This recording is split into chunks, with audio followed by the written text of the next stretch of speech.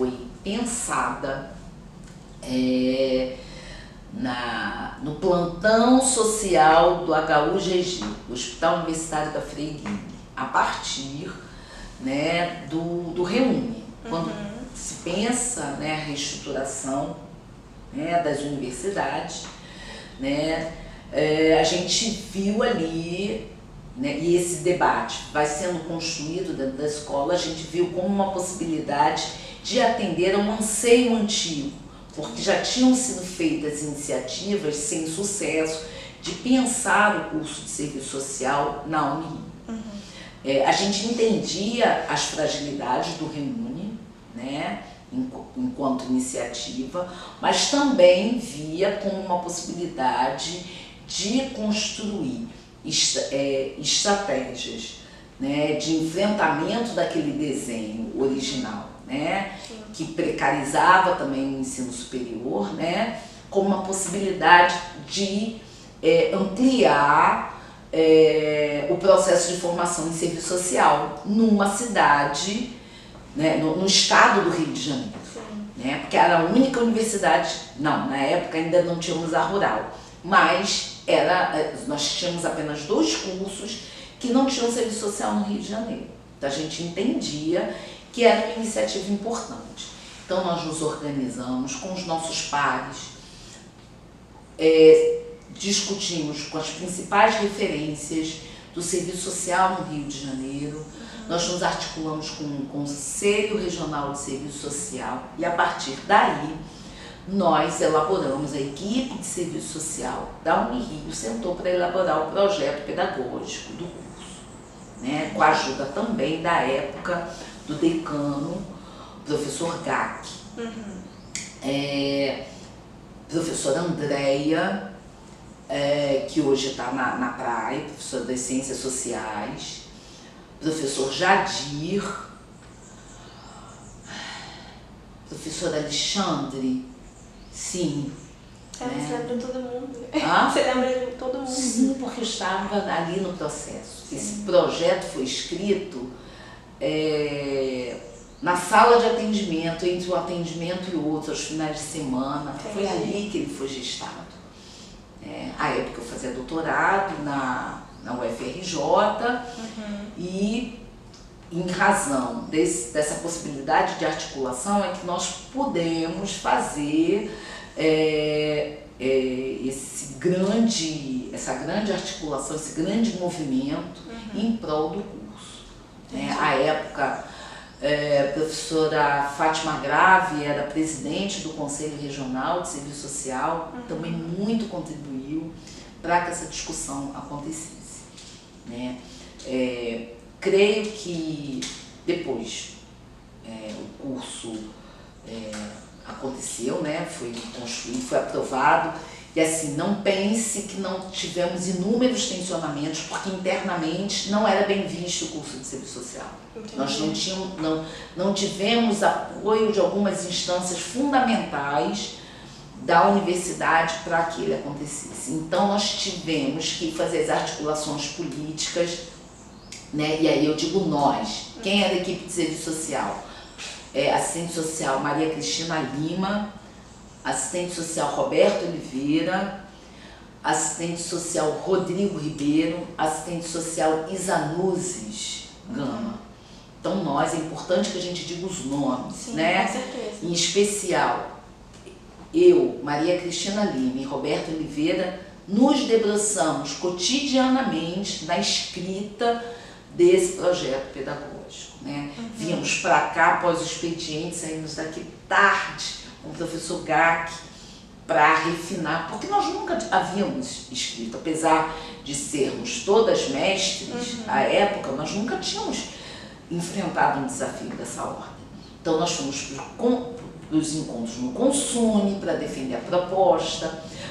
A assistente social Maria Cristina era do Consune, era representante no Consune e fez a defesa do curso.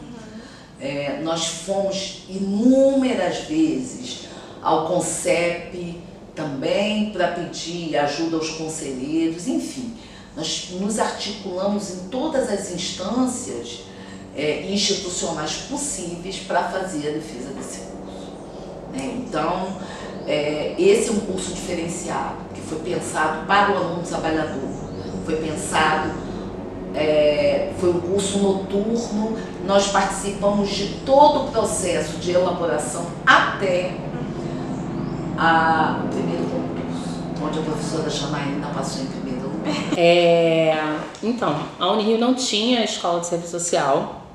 Na verdade, com a proposta do Reúne, né, que tem várias contradições aí. O Reúne, na verdade, ele, em alguma medida, né, possibilitou a precarização, porque você expandiu com precarização, mas ao mesmo tempo possibilitou aí que a gente ocupasse alguns espaços. E essa estratégia de ocupação de espaço na Unirio, né, uma universidade que não tem tradição em serviço social, foi justamente a possibilidade do Reúne em 2008, e foi a equipe de serviço social do Hospital da Freguinha, da qual a Celeste, que trabalha aqui hoje na coordenação de estágio, fazia parte, e elas acharam que era uma oportunidade de criar um projeto, né, de curso do serviço social para concorrer àquele projeto, né, aquele momento lá ao edital, vamos dizer assim, né, do Reúne, que estava chegando na universidade. Então elas disputaram, fizeram uma articulação com vários professores, com vários cursos, e bancaram que o curso de serviço social tinha que ficar no CCH, porque como serviço social as pessoas atrelavam, né, o serviço social ao espaço de trabalho do serviço social da Freguinha, que tem uma trajetória maravilhosa, fundamental, achavam que a gente tinha que ficar no CCBS, que era no da saúde. E aí elas bancaram, aí, a partir das diretrizes curriculares da ABEPS, construíram um projeto e foram para a disputa, né? Essa equipe conseguindo aí vários professores, né, que também deram força nessa disputa, e foi aprovado no CONCEP, que é o Conselho de Ensino, Pesquisa e Extensão da Universidade. São dois conselhos superiores, o CONCEP, que é o de Ensino, Pesquisa e Extensão, e o CONSUNE, que é o Conselho Universitário, que versa sobre outras questões mais assim de orçamento, essas coisas. E aí foi aprovado em 2009 o curso, e a gente começou o curso em 2010. Quando eu entrei em maio de 2010, e o curso começou em abril. Na verdade, os alunos entraram antes, né, do que os professores. Mas foi essa a trajetória. E eu tomei posse em 7 de maio de 2010. A Lobélia tomou posse em agosto. A Lobélia também veio me ajudando desde o início, assim, a gente muito junta, muito articulada, mas foi muito difícil, porque essa a contradição, né? Porque não tinha essa sala aqui que vocês estão vendo, que é a sala não tínhamos sala, não tínhamos lugar para guardar os documentos. A gente surge pelo curso de arquivologia dentro do sistema, tanto é que nosso código de disciplina é HEA, né? E foi a arquivologia meio que fez assim uma incubadora, né? A incubadora que fala, do serviço social. E aí foi isso, a gente ficou 2010 sem ninguém, sem nada. Eu fazia a matrícula dos alunos, não tinha ninguém para fazer, e logo depois veio o Lobélia, a gente fazia tudo. Os documentos ficavam nos nossos carros, a mesma coisa, assim, foi uma escolha que a gente sabia, né? E que em alguma medida a gente tinha duas escolhas: ou fazia isso, né, de repente assumir isso de uma forma mais privada, essa organização inicial, ou o curso já teria fundado lá em 2010 mesmo. Hoje a gente está em 2022. Mas se eu e a Lobélia a gente não toma algumas decisões lá atrás, esse curso teria fundado. Mas é isso, a gente foi ocupando espaço, é isso, ocupar e resistir e avançar. É nesse sentido que a gente entendeu que lá atrás a gente precisava se posicionar. Então, até pensando, e hoje eu penso que a gente está bastante assim, a gente tem um lugar dentro do serviço social brasileiro, digo que é dentro do serviço social brasileiro, né? A gente sabe, todo mundo sabe quem é a gente, sabe que a Unirio existe. Todos os nossos professores, né? Todos, assim, são sempre convidados, né, a constituir chapa do conjunto Cefes-CRES, são convidados a participar de pós-graduação de outros cursos. Então, assim, são convidados a serem pareceristas, né, de congressos do serviço social, de revistas. de encontros de pesquisadores. Então, assim, a gente entende que hoje a gente já tem um lugar bastante demarcado, a gente precisa avançar, obviamente, várias coisas, mas assim, a gente já tem um lugar. Então, foi um caos o início, mas a gente resolveu ir pra luta, assim, a gente lutou. E fomos. E estamos aqui, 2022.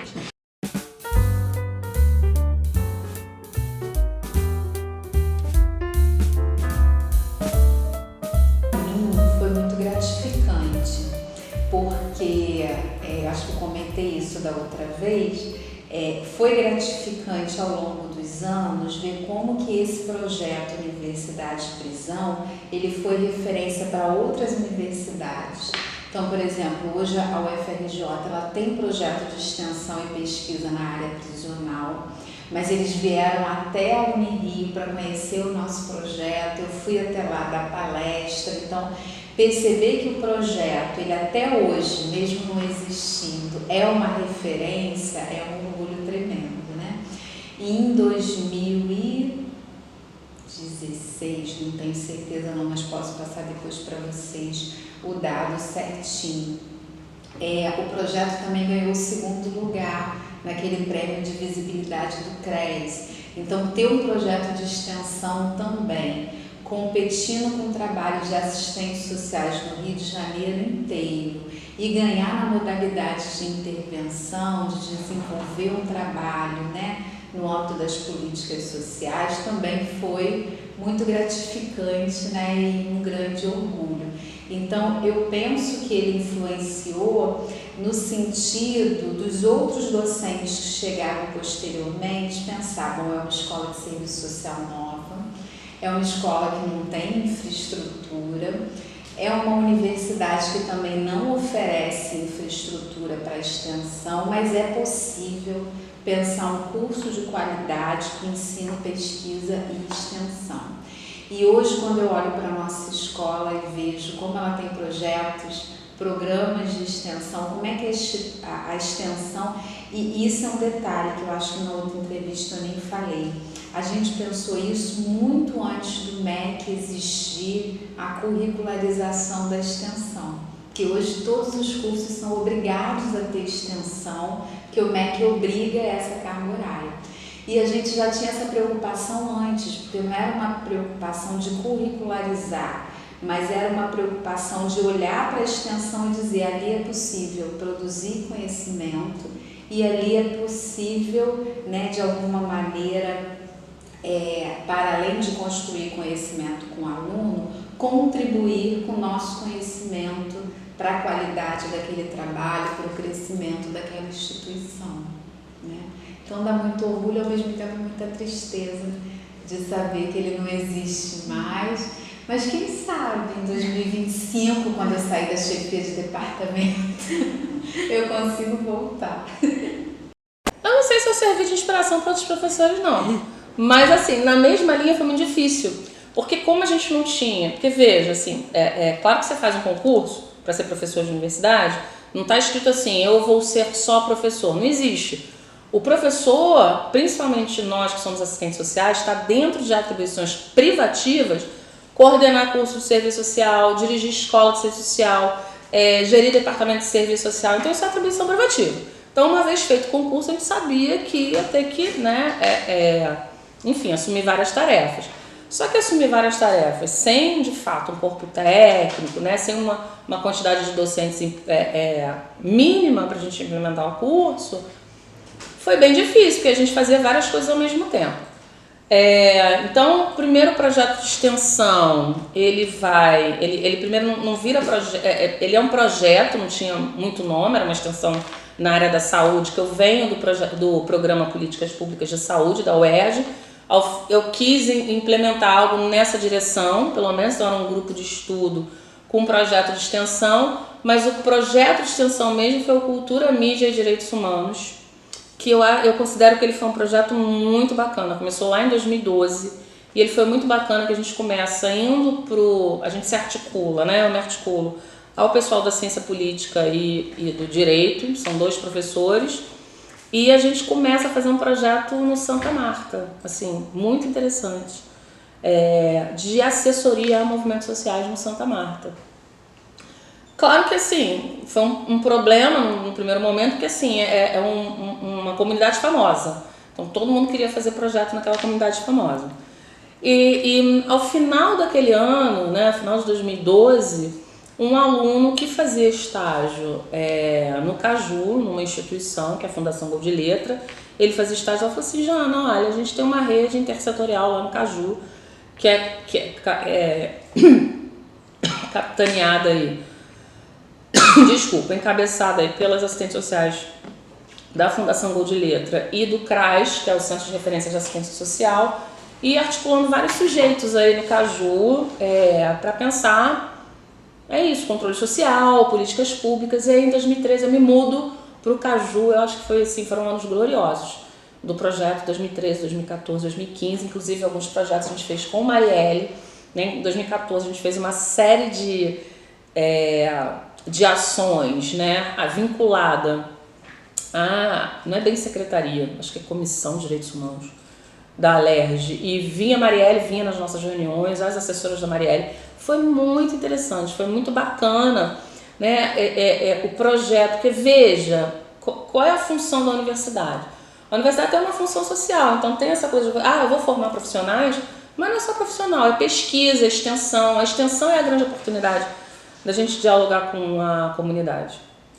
Então, foi bem bacana, assim, eu acho que eu tenho saudade, claro que depois, né, eu avanço, eu entro para o CRES em 2017, e aí fica muito pesado manter um projeto de extensão, porque o Conselho Regional de Serviço Social ele é muito pesado, ele exige muito em termos de atuação, aí eu dei uma diminuída aí nessas ações de extensão, mas a época que o projeto atuou, tanto no Santa Marta quanto no Caju, foi muito interessante, assim, de avançar a fazer, por exemplo, o que a gente fazia, né? A gente trabalhava no âmbito da educação permanente com assistentes sociais, a gente trabalhava com mobilização, como é que eu posso dizer? Não é educação formal, mas a gente trabalhava com a base, né? Com o pessoal da comunidade, assim, com as pessoas da comunidade, para explicar o que era saúde, educação, uma dimensão pedagógica, pronto. Uma dimensão pedagógica da profissão vinculada à comunidade, né? Ou seja, a gente fazia isso com a comunidade. Então a gente debatia saúde, educação, assistência, era muito interessante. A gente organizou um movimento, não foi para frente, mas a gente um pouco que assessorou a organização de um movimento que é o Transforma Caju, que era um movimento lá dos carreteiros e caminhoneiros para conseguirem um estacionamento, enfim, porque o Caju é uma área muito, como é que eu posso dizer? Né, em termos ambientais, ele é muito complicado, assim, tem uns índices de poluição absurdos, né, tipo assim, a copa das árvores são cinza, né, tem fábrica de cimento, de asfalto, e crianças, e a comunidade convive, assim, com muito... o Caju, ele expressa, e o Caju não é só o cemitério, né, porque todo mundo fala o Caju. Uma vez eu estava indo para uma consulta, eu falei, acabei de voltar do Caju. Aí o médico falou assim, mas o que houve? Eu falei, nada, meu projeto de extensão que é lá, porque o Caju não é só o cemitério. Então, assim, além dessa invisibilidade, né, você tinha que também lidar com várias expressões da questão social e muito firmemente ali arraigadas. Então, foi uma época bem bacana e fundamental a extensão. Sempre, toda proposta tem, né? E assim, eu mesma não tinha a dimensão da importância da extensão, das ações extensionistas na universidade. Porque, eu vou utilizar um termo pejorativo, mas vocês vão entender. Muito embora, né, nós tenhamos um trinômio, né, onde o ensino, a pesquisa e a extensão devem ocupar com igualdade, né, as ações universitárias, a extensão ainda tem muito pouca visibilidade. Sim. Né? Então, existe ainda um processo de hierarquização das ações, onde o ensino e a pesquisa têm um alcance, têm um reconhecimento maior do que a extensão. E a extensão ela é fundamental nesse diálogo, né, na reafirmação da universidade enquanto espaço democrático, tendo a democracia como acesso de todos. Então, não reconhecer a extensão enquanto um espaço de aprofundamento do papel da universidade é um grande equívoco teórico. Sim. Então, a gente ainda tem muito que lutar, né? Ações como da professora Vanessa, da professora Carla, do professor Bruno José, da professora Janaína, da professora Lobélia, em prol da extensão, são louváveis no sentido de reafirmar a importância do diálogo entre a universidade e a sociedade, e reconhecer o potencial de aprendizado que a sociedade tem, no sentido de contribuir com a universidade, na sua produção. A gente precisa reconhecer na realidade para poder se debruçar e poder teorizar em cima disso. Sim. Então, ações extensionistas, elas são fundamentais. Eu sou uma defensora da extensão.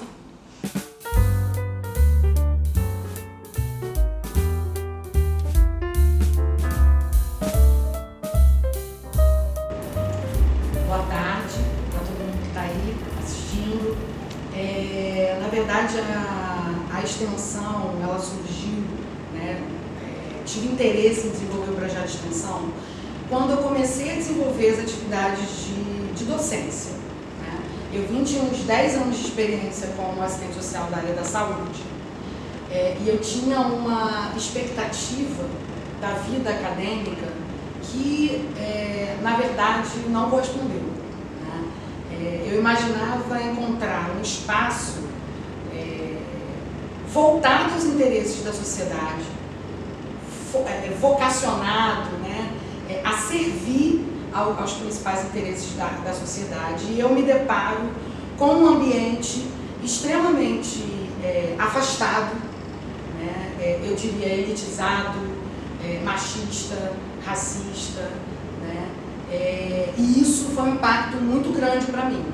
Eu diria que, a princípio, me causou muita frustração e muita decepção. E aí, ao longo dos meus primeiros 2 anos, como docente, eu descobri o que era a extensão. E aí, a partir do momento que eu descobri a natureza, a função da extensão, eu vi que esse seria um caminho para sanar um pouco dessa minha sede de aproximação da sociedade com esse espaço da universidade, com esse espaço da produção de saber. E aí surge a necessidade do Luscameração. E por que esse nome? E por que esses objetivos? O Luscameração, a presença das relações de gênero e do racismo no cinema, ele tem por objetivo usar, lançar a mão da arte, da música, do poema e, óbvio, pelo próprio nome, da linguagem cinematográfica, de curta-metragem, longa-metragem, para trazer, para suscitar o debate do racismo, do gênero, da LGBTfobia, do machismo, do sexismo, porque eu também entendia que a gente precisava aproximar a teoria e prática. Isso também era um outro incômodo que me suscitou os primeiros anos de experiência como docente na universidade. Usar uma linguagem que acessasse toda e qualquer pessoa, que a gente desenvolvesse algum trabalho e tal. Então, acessar através da subjetividade, através da emoção, através da arte, a reflexão com relação a esses valores, valores antirracistas, feministas e anticapitalistas. Olha, esse projeto, na verdade, ele nasce, não vou dizer do projeto atual, mas um projeto que, vamos dizer assim, está no início do processo de construção de projetos de extensão do PST, aqui no Rio, na coordenação. Ele nasce em 2015. formalmente, né? Porque na verdade em 2014, em novembro de 2014, o MTST fez uma ocupação em São Gonçalo e à época eu residia na cidade, já era também professor aqui do Rio, e por conta de uma militância territorial, político-territorial que se envolvia lá, eu envolvi esse processo e achei importante também envolver também essa dimensão acadêmica, né? Não só a militância, político, na época muito político-partidária, inclusive. Então achei que seria interessante como uma experiência, né, os estudantes daqui da Unirio, aqueles que se interessaram, terem contato com esse tipo de mobilização. E aí, na época, eu fui convidado para integrar um grupo de estudos e pesquisas sobre favelas e espaços populares lá da UF. E aí fiz um projeto, na verdade, junto com eles, a gente elaborou um projeto de extensão que tinha como objetivo contribuir, o objetivo geral, vamos dizer assim, contribuir com o MTST no seu processo de organização da luta moradia lá em São Gonçalo.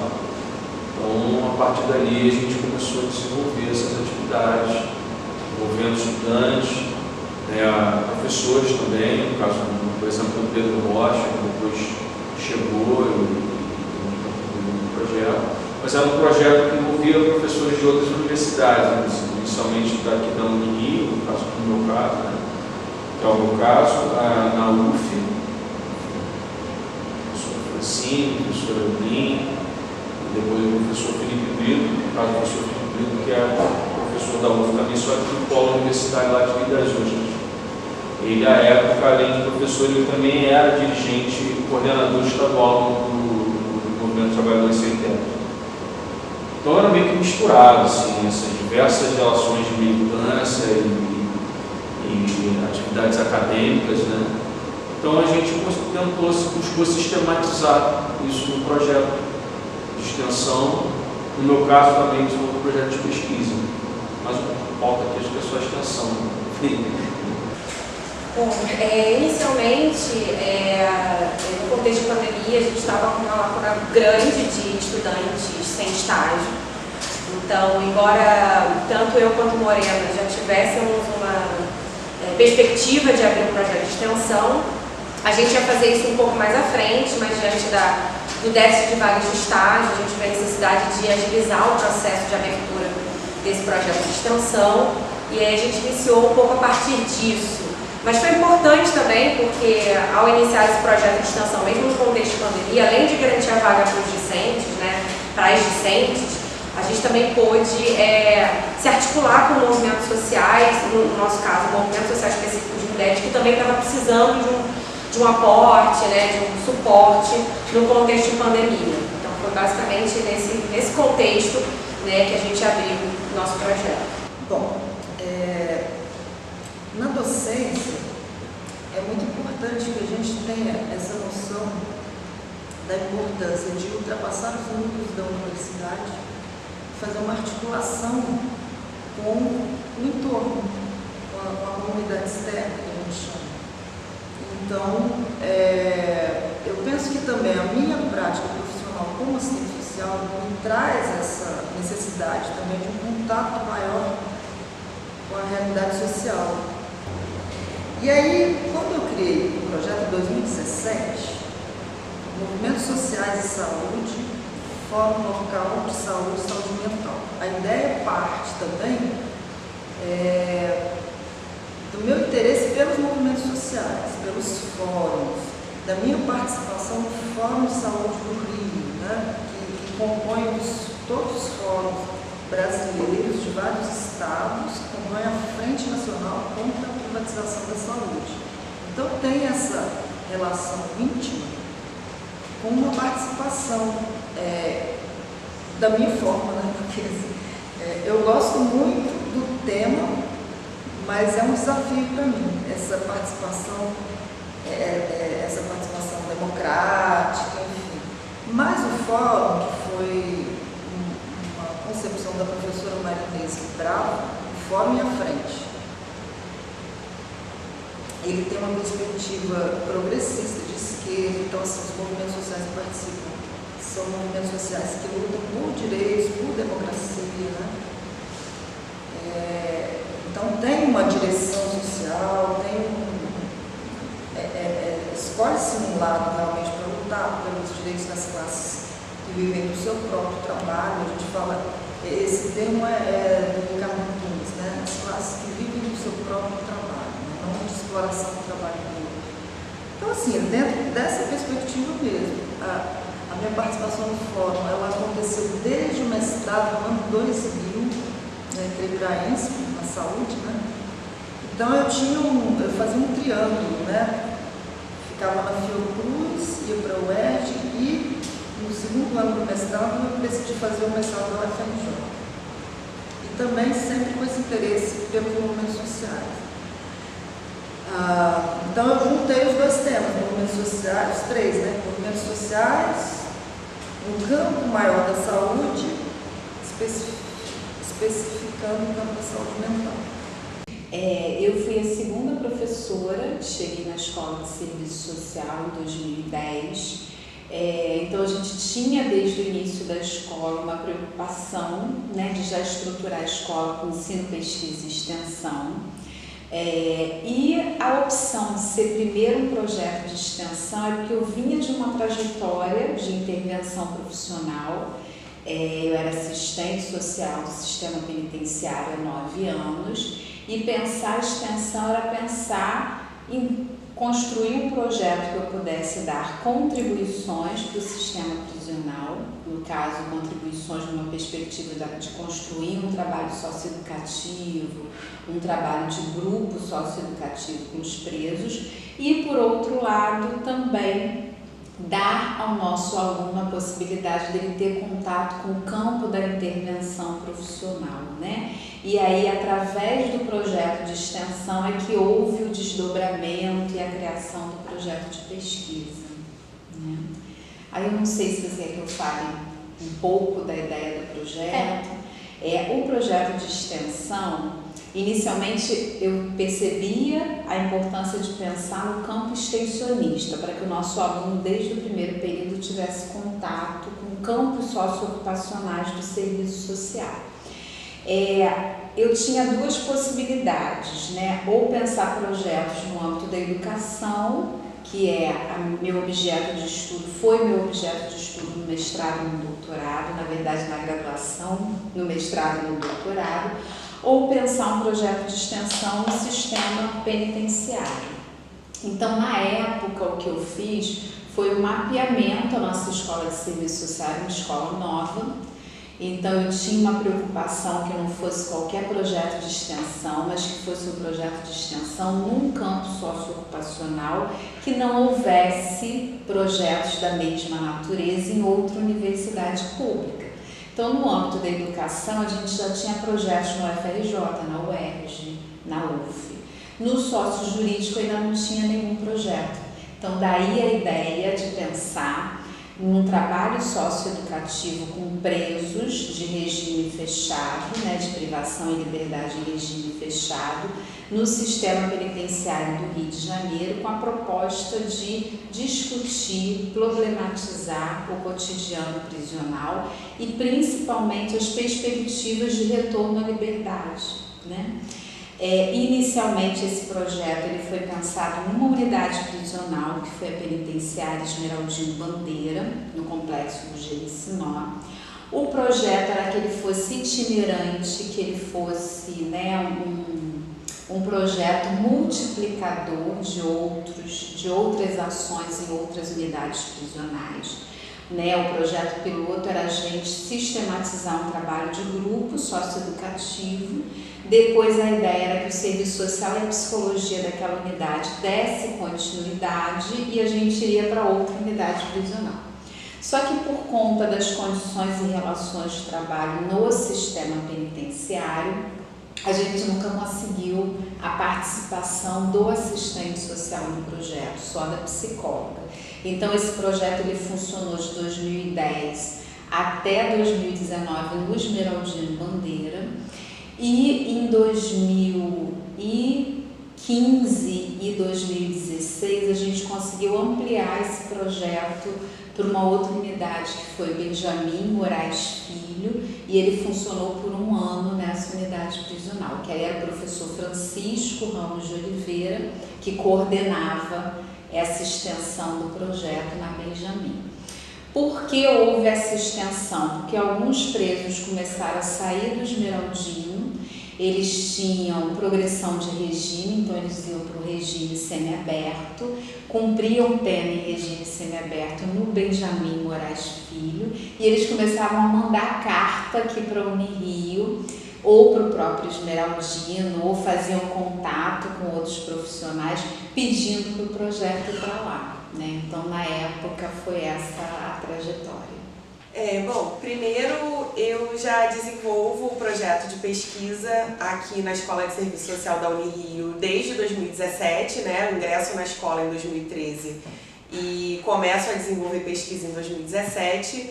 E a minha temática, eu já tinha vontade de desenvolver extensão juntamente com a pesquisa, até porque é uma exigência aqui para os docentes, né, em geral, nas instituições de ensino federal superior, mas eu precisei primeiro amadurecer o meu projeto de pesquisa, que estava diretamente vinculado com a minha tese de doutorado.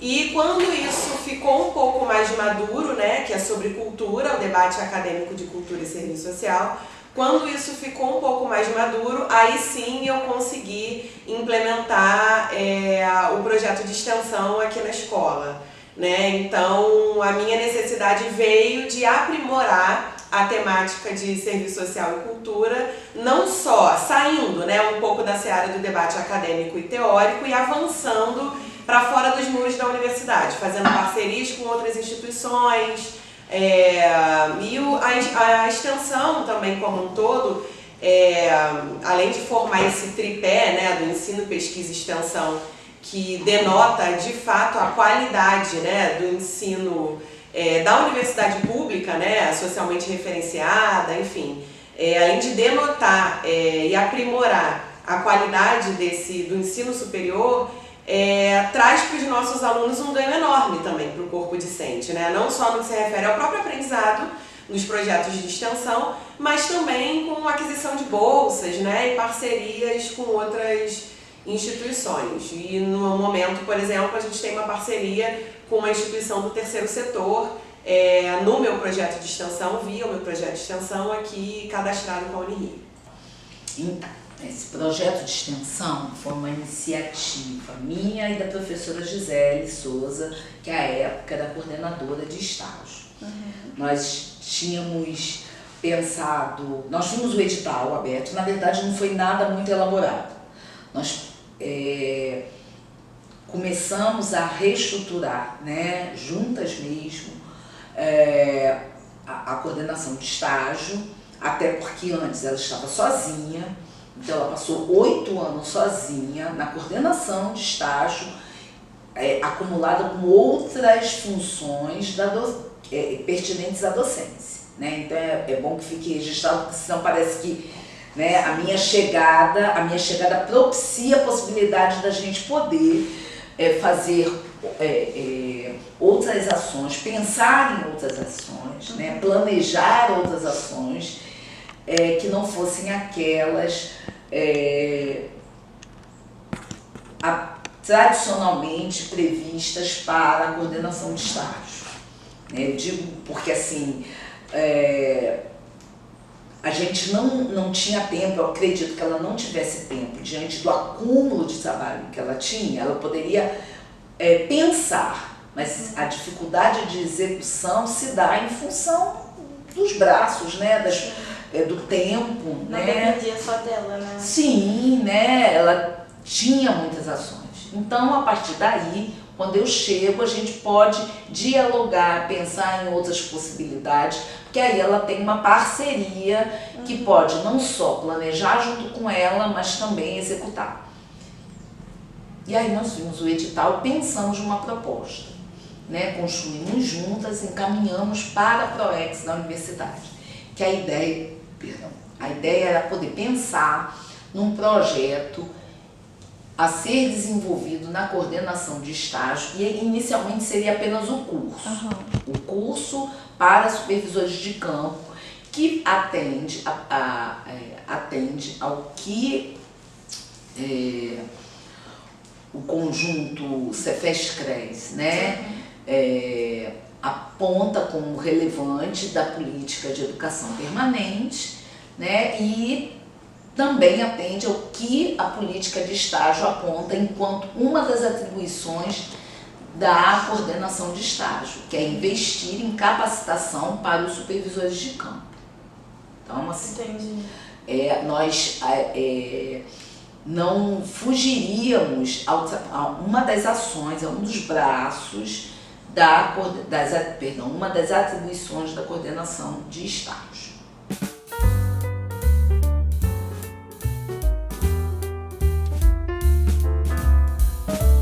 Primeiro, dizer que, se não é a principal realização profissional, é uma das principais, né, como docente. O objetivo do Luz Cameração é abrir as portas da universidade através do debate do racismo, do machismo, da LGBTfobia, trazendo não só, a ideia não é só levar o conhecimento acumulado da universidade, porque aqui é o espaço privilegiado de produção de conhecimento, mas a nossa ideia não é só a gente levar o conhecimento que a gente faz, é também usar, através desse canal de relação com a sociedade, trazer o conhecimento popular, né, o saber popular, outras formas de produção de conhecimento, dos movimentos sociais, né, de grupos organizados, socialmente organizados, nas lutas, né, antirracistas, feministas e LGBT, para dentro da universidade. Né? Então é essa mistura de conhecimento acadêmico, formal, com a mistura do saber popular nessa direção, né, nas pautas. E aí a ideia é a gente trabalhar com diversos públicos. Nunca teve no nosso projeto um público específico, assim. Então já teve momentos em que a gente trabalhou com criança, com idosos, né, com população prisional. A ideia é a desconstrução do racismo e do machismo e da LGBTfobia, independente do público com o qual a gente vai lidar. Né? Então, a gente, né, eu e a professora Gisele, a gente, durante a pandemia, decidiu construir um projeto que já é um desejo antigo, particularmente meu, né? A professora Gisele, ela entrou aí, como é que eu posso dizer, aceitou esse convite, esse desafio, que era o debate acerca de assessoria e educação popular no serviço social. E a ideia era justamente atuar junto a movimentos sociais, no sentido de assessorá-los no que tange a temáticas, né, como a princípio a gente pensou em termos de formação política, mas a gente viu que as demandas de formação política elas passaram por uma dos próprios movimentos, por uma perspectiva mais específica quanto à formação, então um pouco sobre isso. E no primeiro momento, esse projeto surge por uma demanda do coletivo Casulo, que é um coletivo de professores de educação básica ao nível médio, né? Hoje localizado, sobretudo, concentrado na região de Niterói e São Gonçalo. E a gente é demandado, dentro desse coletivo, por atuar junto com o movimento, que é o movimento Mães de Itaboraí. E o movimento Mães de Itaboraí é justamente uma organização que surge durante a pandemia para o combate à insegurança alimentar. Era um conjunto de mães em que o fato das crianças ficarem integralmente em casa sem acesso à merenda resultou que essas crianças começassem a viver uma situação de carência nutricional. Então as mães se organizaram para exigir da Secretaria de Educação, no âmbito do município, da prefeitura, a cesta básica que, né, seria referente à possibilidade da merenda. Elas foram exitosas nessa luta, mas existia uma série de outras demandas existentes no município. Dentre as principais demandas, a gente tinha a situação de intensa precariedade no acesso à saúde pública, sobretudo no que diz respeito à saúde da mulher. Então, por exemplo, se você é uma mulher que mora numa região mais interiorana de Itaboraí, a possibilidade de você conseguir realizar um pré-natal é quase impossível, né? Então, muitas dessas mulheres, elas precisavam se deslocar da sua região, do seu território, para o centro de Itaboraí para conseguir acessar os serviços mais básicos na área da atenção primária. E, além disso, né, também tinham demandas específicas no que diz respeito à violência intrafamiliar e à insegurança alimentar. Então, né, nessa perspectiva, a gente começou a atuar no movimento no sentido de compreender melhor as suas demandas e também capacitar as suas lideranças. Nesse processo, o que aconteceu? A gente identificou uma dificuldade muito grande porque é uma região muito patrimonialista, clientelista. Uma das coisas que mais me chocou nesse processo foi saber que a compra de votos na região se dá, por exemplo, com uma moeda pela laqueadura como moeda de troca. Então, assim, essas mulheres que, por exemplo, não têm acesso a uma política de planejamento familiar, não têm acesso a uma política de prevenção em saúde, no que diz respeito à saúde da mulher, essa ausência vira, né, uma política clientelista por parte dos vereadores locais.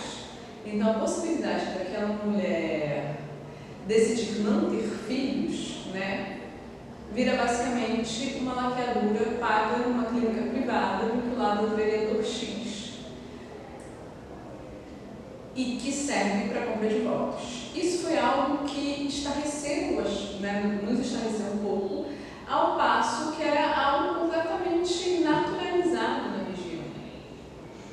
A partir disso, a gente realizou oficinas no que diz respeito à saúde da mulher, à política de saúde da mulher e também combate à violência contra a mulher.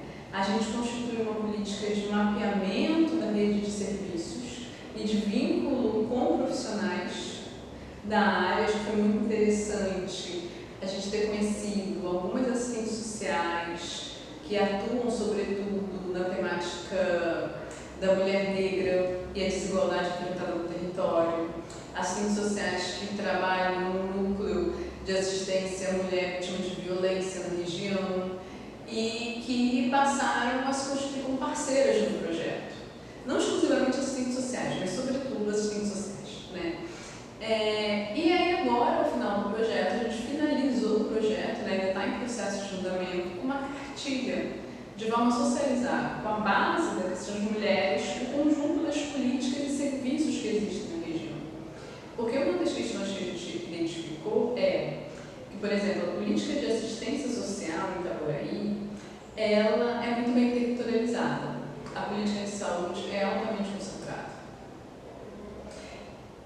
Então, pelo incrível que pareça, a saúde se tornou um espaço de mais intenso patrimonialismo do que a própria assistência, ainda que a maioria das mulheres não compreendam ainda a assistência como um direito, porque é muito precária a política, inclusive, da assistência social no município. Mas é isso, é um dos municípios com índice de desenvolvimento urbano mais baixo do estado do Rio de Janeiro, profundamente desigual, mulheres muito aguerridas, né, com muito desejo de transformação daquele local e, ao mesmo tempo, também muito assediadas pela política da região. Então, isso foi uma das questões. Assim. Era muito difícil para essas mulheres constituírem uma relação de autonomia para com aquela, como é que eu posso dizer, aquela política local. Sim, o meu projeto, como eu falei para vocês, ele, na verdade eu não falei a data, né? Ele inicia em 2020 Então foi um projeto, uma iniciativa, na verdade, uma parceria junto com o projeto de Serviço Social e Direitos, que é o projeto da coordenação de estágio aqui da Escola de Serviço Social. Então, as professoras da coordenação de estágio, né, a professora Renata e a professora Celeste, foram fundamentais, né, para eu iniciar o meu projeto de extensão. E em 2020, com a pandemia e com a chegada do ensino remoto, a gente teve também um incentivo do corpo docente, né, e da gestão da escola para iniciar outros projetos. Então aí foi que realmente eu dei esse pontapé inicial. E aí eu inicio com a temática Serviço Social e Cultura, um debate para além da teoria, dialogando diretamente já com o meu projeto de pesquisa.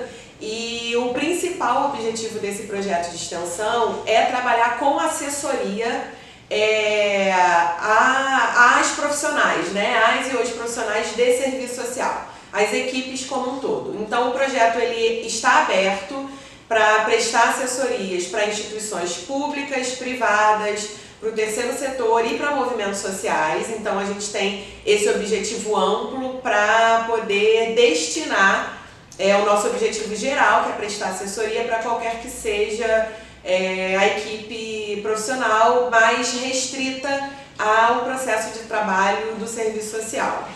Então a gente iniciou primeiramente com uma parceria com a Secretaria de Assistência Social do Rio de Janeiro, do Estado do Rio de Janeiro, e a gente iniciou a assessoria com um CREAS, né, um centro de referência especializado de assistência social no interior do Rio de Janeiro, no município de Casimiro de Abreu, e posteriormente o projeto se voltou para uma outra instituição que hoje aqui permanece, né, atual, que está vinculada ao projeto, que é o Instituto Dara, Saúde da Criança, e é uma instituição do terceiro setor que se localiza aqui no bairro de Botafogo, é bem próximo ao Unirio, e a gente presta assessoria à equipe de serviço social do Instituto Dara. Então hoje a nossa equipe, né, do projeto é composta por mim, assistente social de referência, né, pela pesquisadora Alice Birman, que é a nossa ex-aluna aqui da Unirio, e por bolsistas de extensão e também estagiários que fazem estágio na extensão. Então, isso remonta, né, ao que eu estava falando inicialmente, que abrir campo de estágio na extensão também foi uma iniciativa muito importante aqui da nossa escola, para inserir os alunos, né, nesses projetos, e sobretudo alunos no momento do ensino remoto, na pandemia, alunos que tinham dificuldade de se inserir em outros campos, né, presencialmente, e também que não puderam se inserir naquele momento. Então a gente inicia o projeto apenas em formato remoto, com reuniões e supervisões remotas, e depois a gente dá um passo, né, quando a gente retorna para o presencial, a gente consegue já inserir os alunos no campo e fazer as visitas, as supervisões já presencialmente no campo com a instituição parceira.